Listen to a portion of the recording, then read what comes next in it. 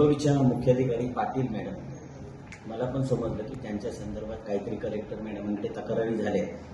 पण मी जे 9 महिने पाहतो, 8-9 महिने पाहतोय, म्हणजे सत्ता बदल झाल्यानंतर मुख्याधिकारी गौरी पाटील मॅडम अतिशय सुंदर त्यांनी काम कणकवली शहरामध्ये चांगलं काम करत आहेत.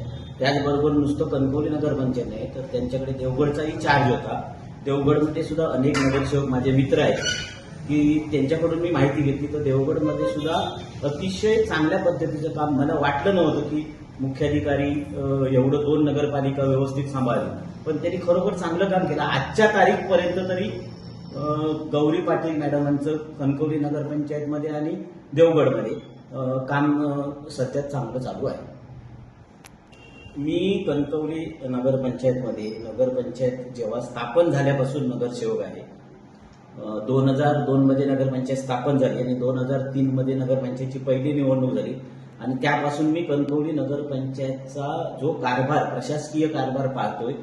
तर अशा तक्रारी माझ्या माहितीप्रमाणे की एखाद्या मुख्याधिकाऱ्याची कलेक्टर मॅडमांकडे तक्रारी कणकवलीच्या नगरपंचायतच्या इतिहासात पहिल्यांदाच झाली. पण मला असं वाटतं की अशा ह्या तक्रारी देऊन काही होत नाही. ह्या आता दिल्याही तक्रारी सामान्य तक्रार आहे. या तक्रारीचा शेवट हा काही होणार नाही की त्यांना क्लीन चिट मिळणार, कारण मुख्याधिकाऱ्यांकडून तशा पद्धतीची चूकच नगरपंचायतच्या या कारभारामध्ये झालेली नाहीये. आणि कुठचाही जो मुख्याधिकारी येतो तो प्रशासनाने दिलेले जे काय राज्य शासनाच्या ज्या अटी शर्ती असतात त्याला बांधीलच काम करत असतो.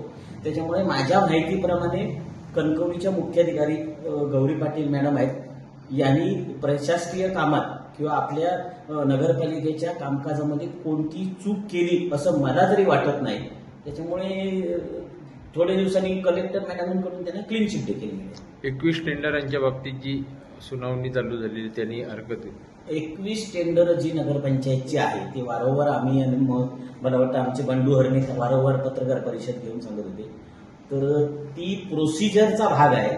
त्याच्यामुळे जेव्हा इतिवृत्त फायनल करायचं होतं मला वाटतं तेव्हा मुख्याधिकाऱ्यांनी हरकत घेतली. मुख्याधिकारी 308 खाली कलेक्टर मॅडमांकडे गेले. त्याच्यामुळे तो त्यांचा हक्क आहे. मुख्याधिकारी प्रशासन हे मुख्याधिकारी चालवतं. मला पण मी जरी नगराध्यक्ष होतो तेव्हा मला अधिकार काय दिलेले आहेत ते तेवढेच दिलेले होते. म्हणजे नगराध्यक्षाला अधिकार दिलेले आहेत ते राज्य शासनाने किंवा आपल्या बायलॉज प्रमाणे दिले आहेत तेवढेच आहेत. पण मुख्याधिकारी हा नगरपालिकेचा प्रशासनाचा मेन प्रमुख असतो.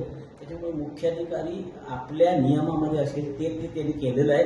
त्याप्रमाणे ते 21 टेंडरासंदर्भात कलेक्टर मॅडमांकडे गेले. कलेक्टर मॅडम 308 खाली तो अजून निकाल सुद्धा यायचा आहे. तो अजून निकाल काय आहे तो आपल्याला माहित नाही. पण आम्ही वारंवार सांगत होतो की चुकीची प्रोसिजर झाली.